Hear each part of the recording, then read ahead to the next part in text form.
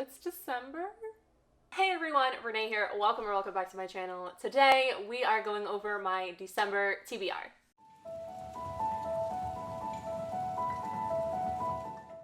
My December TBR is not going to be quite as long as my TBRs in past months. I tend to have a lot going on in December, and I don't want to overwhelm myself with too many reading plans that I know I'm not going to be able to achieve and then feel like a failure at the end of the month. But that still might happen. Anyway, so I have a few books here. I have 3, 4, 5. I have like 7 or 8 books here that I want to get to in December. Let's not waste a lot of time here since, we don't have a lot of time left in the year. Anyway, here's the books. Some of these books are going to be more winter vibe type books that I've been saving for December purposefully. Some of these are just going to be books that I feel like I would definitely want to read in December, just cozy, quick, or nice reads. I don't know. So the first one is The United Circus by Erin Morgenstern. This is a book that I've had all year and I've been wanting to read all year, and as the year went on, I just told myself, like, fine, just save it for December because, it looks snowy on the cover. I don't know if it's actually set in the winter. I don't even know much about this book, if I'm being honest. I believe it's about a traveling circus that just randomly appears, and from what I understand, it's very pretty type of writing, very whimsical, and I love that type of writing. I just, eat it up. Love it. So I feel like I'm going to really enjoy this book, and it just sounds like a cozy, nice, atmospheric book for December. So yeah, we'll see. Then we have The Risk by Elle Kennedy. This is a book that has nothing to do with the season at all. At least I don't think. Maybe it'll surprise me and I'll be like, oh, it's set in winter. I don't know. But it is a new adult romance book that is the second book in the Briar U series. If you don't know, the Briar U is a spin-off of the Off-Campus series, and I'm really excited for this. I have wanted to read this all year. I've had it on my shelf all year and haven't gotten to it, but I'm in the mood for a new adult romance, and I think that this could be the one. Next up, we have Muse of Nightmares by Laini Taylor. The fact that I have not read this yet is almost a crime because Strange the Dreamer is one of my favorite books of all time, and I'm outing myself here because I've never read Muse of Nightmares. But I own it. So I definitely want to get to this in winter. I feel like winter is a good time to read this. It's very whimsical, kind of similar to what I said about The Night Circus with very pretty, flowery writing. There's something very cozy about that type of writing, and I feel like it's perfect to read in winter because it's the time to be cozy, especially if we have a random snow day. And I was in a fantasy slump for a good portion of the year, but I feel like I'm finally out of that. Thank you, Kingdom of the Wicked. So I feel like now I have the attention span to read this. Next up, we have Fierce Fairy Tales by Nikita Gill. This is a short story and poem collection, and they're supposed to be more feminist twists on modern day fairy tales. This is a short story / poetry book that I've had for a while this year, and I don't know, I've just really been in the mood to read this. I don't think it ties into the season, but like I said, some of these don't. I just feel like reading them, and I feel like this might be one that I stretch out throughout the month, like read a couple stories a night throughout like the course of the month. So yeah, I feel like I'm just gonna keep this on my nightstand and pick it up every now and then. Next we have I Had That Same Dream Again by Yuro Sumino. This is a light novel. You can also get this in manga form.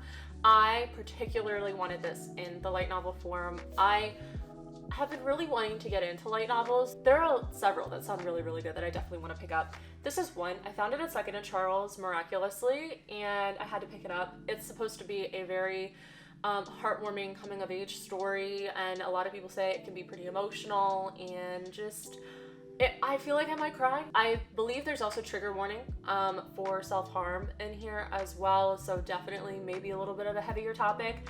The synopsis isn't that long, so I might just read it to you. But it says, what dreams may come, an unhappy girl who engages in self-harm, a woman ostracized by society, and an old woman looking to live out her twilight years in peace. What could 3 such different people have in common? That's what grade schooler Koyanagi Nanoka is trying to find out. Assigned by her teacher to define what happiness means to her, Nanoka sets out to get to know these 3 strangers, and through them, perhaps to know herself too. I'm gonna cry. I may or may not get to this in December. It really depends. After reading You've Reached Sam and literally having a full-on mental breakdown, I don't know if my heart is ready to do that again, and I feel like this book might not have the same effect, but an emotional effect, so I might not read this, but I also might. I keep looking at it and like almost picking it up, so I figured I might as well put it in here, so we'll see. Then the next 3 books I do not own physically, but I will probably pick up the audiobook for Anna Holidays by Christina Lauren. I love Christina Lauren. I have read 3 of their books this year so far, and I have really enjoyed every one. This is a holiday romance, clearly. I'm sure you can tell by the title, Anna Holidays. I know a lot of people were reading it last year. I don't actually remember what anybody said about it. I don't actually remember if anybody read it. I think it was a book of the month book, and that's why I kept seeing everyone talk about it, because they kept unboxing it. But I don't actually remember if people liked it or not. And I kind of like that because I want to make that decision for myself without being swayed in any way. And I don't even know what it's about.